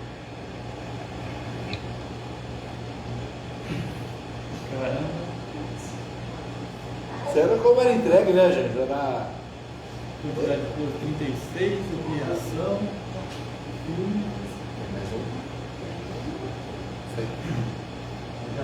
Eu fui numa festa e tinha essas fotos aqui. Sem envelope na festa. Que duvido você descobrir tal Gerson. Não duvido. Tá ligado? Ele que tirou a foto. Não, não é. Cara. 1, 2, 3, 4. 4 já se foram. Aqui não tem só para ele, né? Parece ser, não sei. Parece ser, assim, eu não tenho certeza não. O Gerson tá ali, ó, quinto. Algum... Da esquerda pra direita. Tanto faz. É mais bonito. A gente fazia muito casamento, chegava a fazer 10 casamentos num sábado, assim. Então tinha muito fotógrafo. Aí tinha vários fotógrafos, né? É porque fazia 10 casamentos, porque assim, eram poucas fotos, né? 40, 50 fotos. 40, 50. Talvez um pouco mais. Vamos ver o que tem mais aí. Tem mais coisa aí. Tem vídeos aí? Fala, meu camarada Gerson Fortes, que prazer imenso, cara, falar de você. As pessoas mais próximas sabem que eu sou avesso a imagens de aparecer assim, né? Mas gravando assim pra você, cara, puxa, é um prazer enorme. Você que lá em 1987, 1988, me deu as mãos para que eu caminhasse aí na fotografia, né? Ali foi quando eu comecei na fotografia no Jornal da Cidade e tinha pouquíssima experiência, pouquíssima ou nenhuma experiência com fotografia e laboratório, sobretudo. E você me abriu as portas, né, Gerson? Você me ensinou bastante, cara. Você me deixou o laboratório à vontade, eu aprendi no seu laboratório. E eu sou fã do Gerson. Já falei isso para ele. As fotografias do Gerson sempre foram mágicas. Naquela época ele trabalhava mais com estúdio, com modelos. E ele era referência aqui em Araçatuba e na região, ou até no exterior, porque o Gerson teve trabalho dele para vários países. E eu me orgulho muito, cara, de ser seu amigo e de poder agradecer por tudo que você fez por mim, cara. É uma coisa assim que a gente tem que ter, né, na vida, é gratidão. E por você eu tenho muita gratidão, cara, muita mesmo. Talvez você não saiba disso. E eu peço, cara, para que essas pessoas que estão próximas de você aí, que estão começando agora na fotografia, peguem nas mãos do Gerson. Esse é o cara, esse sabe tudo de fotografia. Aprendi bastante com ele e, estando ao lado dele, vocês vão também pegar essa magia que ele tem da fotografia. Então, cara, um grande abraço, bicho. Gosto muito de você, como se fosse meu irmão. Te conheço há muitos anos, a gente tinha mais contatos antigamente, né, quando você tinha o foto lá na Porangaba com o seu pai, Sr. Antônio, e a gente era mais próximo. Mas ainda estamos aí, Gerson. Ó, um grande beijo para você, cara, um grande abraço e continue aí firme, viu, cara? Você passou aí por um problema aí e tal, mas já tá recuperando. A vida é longa ainda, cara. Esperando você ir pela frente para ensinar muitas pessoas, cara. Um beijão no coração. Grande Ângelo. Exagerado pra caramba.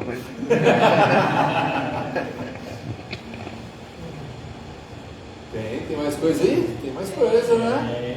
Tem mais coisa. Ele tá nadando ali, ó. Tá chegando.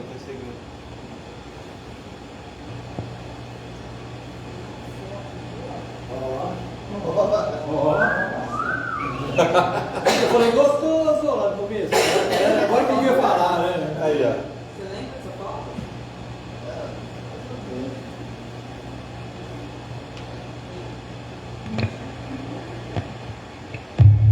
Falar de Gerson Fortes é uma coisa muito fácil, né? Porque eu tenho uma admiração eterna por ele. Como eu conheci o Gerson? Como o fotógrafo do meu casamento. E anos depois, a gente se cruzou num projeto profissional, onde nós trabalhamos juntos, em primeira instância numa casa de produções com outros profissionais, e depois eu acabei engravidando da minha filha caçula e tendo que sair desse projeto.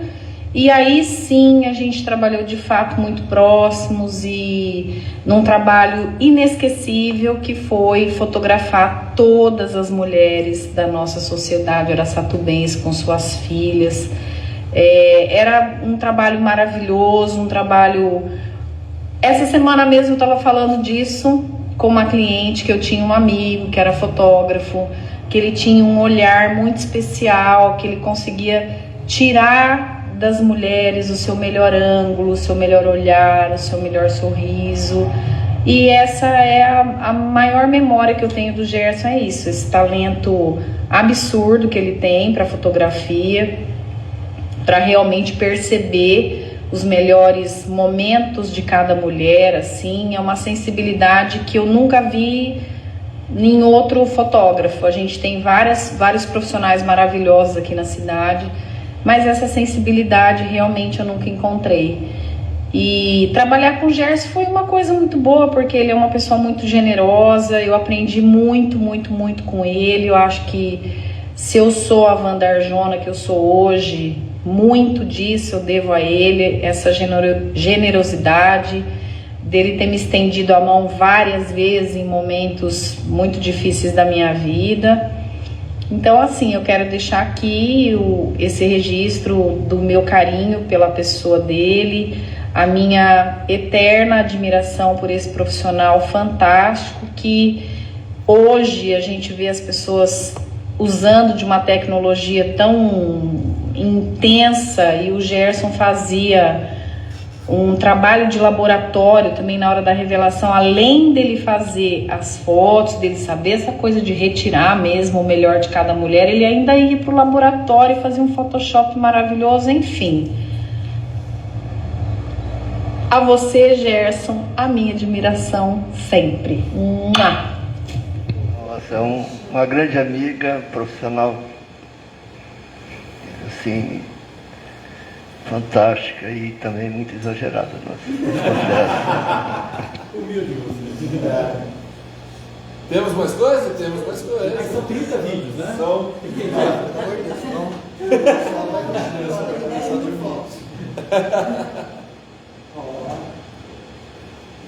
Olha, tinha cabelo na cara. Sempre gordo.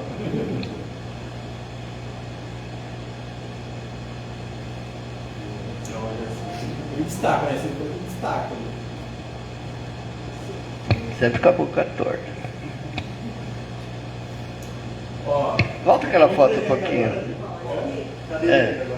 Esse rapaz da esquerda aqui é filho de um dos homenageados aqui que eu vi na parede agora há pouco. O pessoal acho que fez história aqui na. Mas é isso. Só... É a parafernália. E esse é o resultado da... Esse é o resultado daquela câmera lá, que ficava na ponta da asa. Quem batia essas fotos, na verdade, era o piloto, né? Esse que está pendurado aqui na porta sou eu, aqui é um amigo de Birigui. Aliás, todos eram amigos de Birigui, tem um lá dentro, acho que era de Rio Preto, não sei se estou reconhecendo ali. Esse era nosso passarinho lá, de Birigui. O Cinti. Ok, lembrou do Cinti aí? Deixa eu ver quem é tão velho quanto eu aqui. Ele era prefeito, salvo engano, nessa época de Araçatuba. Ó, pra quem não sabe, o Gerson já falou que saltou várias vezes pelado, gente. Isso é fato, tem outras pessoas que estavam lá e me confirmaram.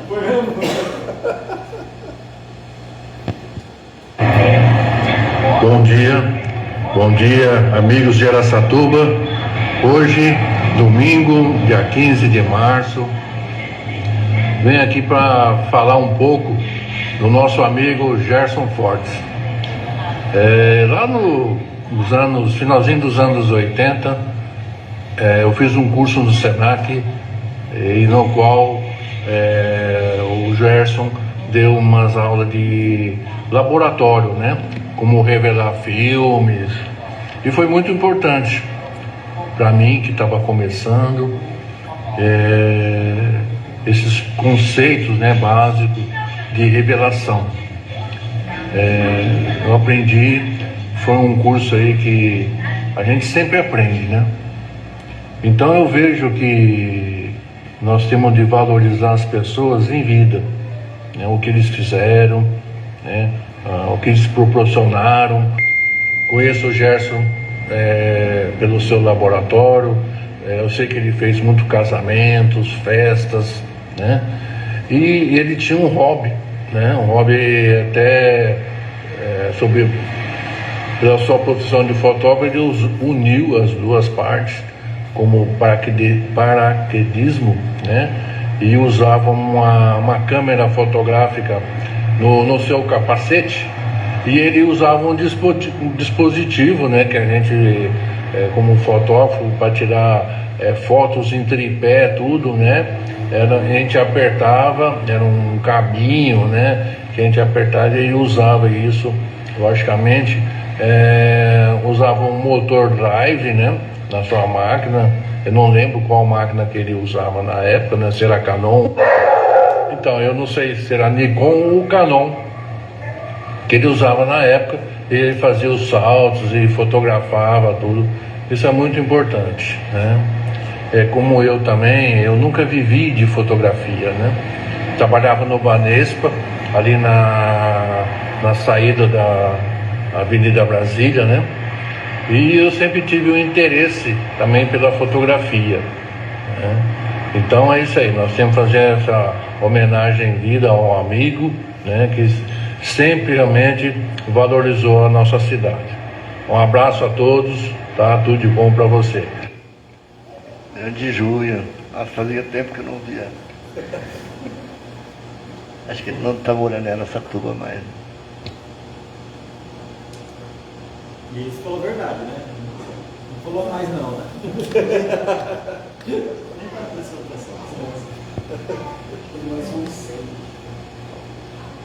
A praia? Vamos, já tem mais 9.000 fotos. Ah, esse foi o workshop que acabou saindo, né? Isso foi no encontro, uma das saídas da gente, né? No bosque, acho que foi. No Horto Municipal. Né? Esse municipal aí.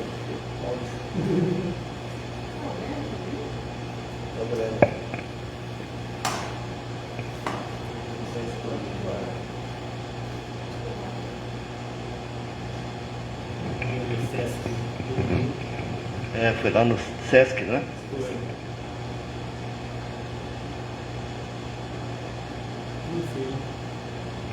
Isso aí foi em Birigui. Foi no biblioteca. Ah, foi na biblioteca lá. Esse aí foi um workshop de captação de recursos, digital. Tá falando.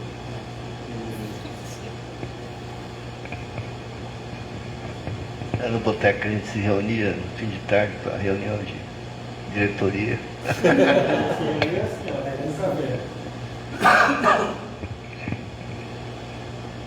Feira fotográfica no Mercadão Municipal, a gente pode repetir agora de novo, foi bem bacana.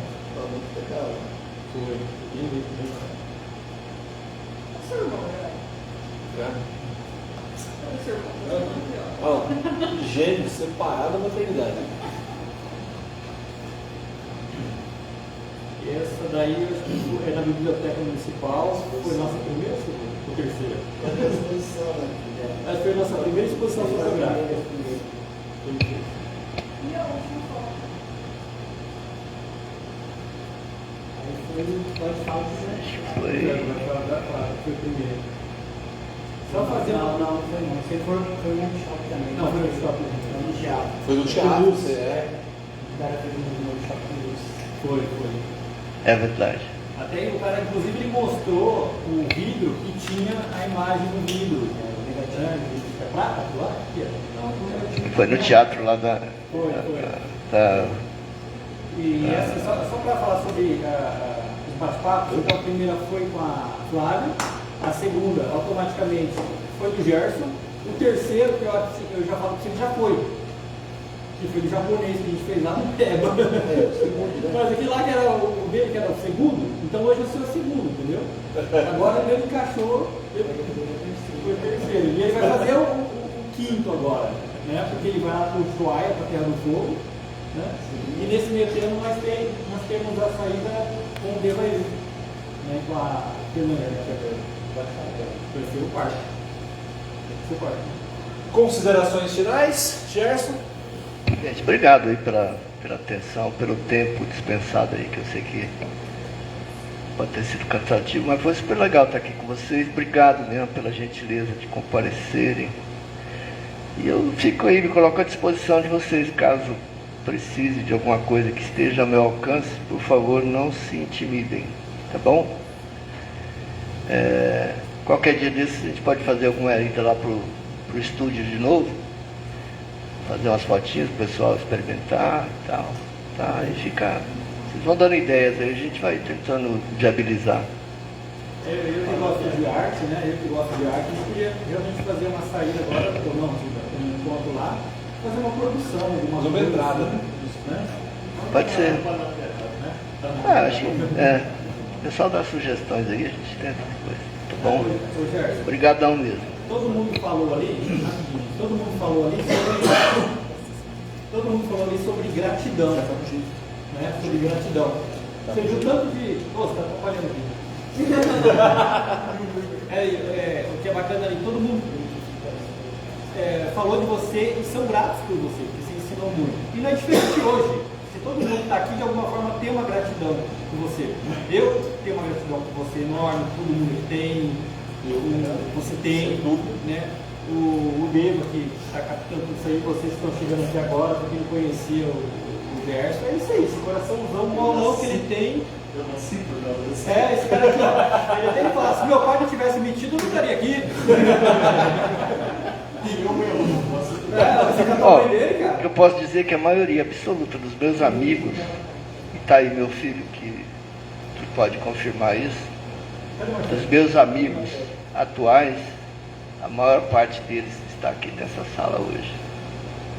Então, obrigado. Gente, uma salva de palmas para ele.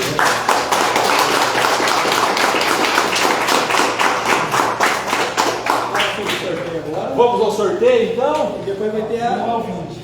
1 ao 20? E depois também vai ter a foto oficial, né? Tem, a foto.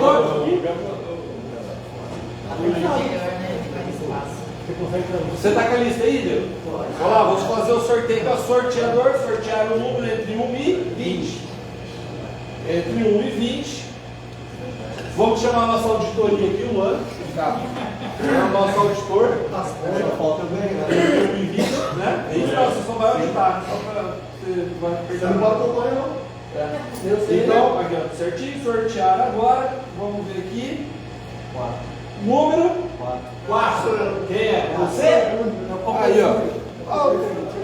Ganhou o livro. Aí, ó, você gosta pouco de ler.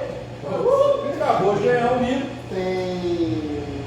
Vocês não podem falar que elas leem em 10 minutos. Aí, ó. Dá pra terminar ainda hoje. Mais um aqui. Opa, não. Eu fiz errado esse primeiro. Esqueci só de trocar pelo 20. Deixa eu vir pra cá, porque ele tá, o Rodrigo tá ali desesperado pra me enquadrar no negócio aqui. Não. Não? Não. Entre o 20, sortear agora, próximo livro, número 3. Quem é? Sequência agora? Ué, como assim? Marmelada. Briga com o Luan tá auditando o negócio aqui, ó. Obrigado, meu Só quem participou do curso. Vamos voltar aqui. Errei de novo, trabalhar. Esqueci de colocar o número de 1 a 20. De 1 a 20. Sortear agora. 13. Adriano Coelho. Ó, mas eu. Rodrigo vai sortear de novo. Vai sortear de novo. Isso. Deve dar, mas eu não sei fazer. Mostra aí o que eu perdi. É muita tecnologia pra gente. Eu nasci na década de 80, gente, pelo amor de Deus. Não, agora é Lá, vai, já aperta aí. 5, hein? Não, Puta sacanagem, isso aí, né? Essa número João 3, 4, 5, velho. 5 é. Ah, o João, olha lá, o João ganhou. Você devia ter tirado mais. É só a galera. É só a galera que chegou primeiro. Não, sai daqui uma porra. É só a galera que fez o curso. É só a galera. Modéstia à parte, ele não fez o curso pra ter matrícula aberta, porque todo mundo que fez ganhou. Você não terminou ainda, entendeu? Então não vem falando, você não é coisa. O curso não ganha nada, né? Isso, foi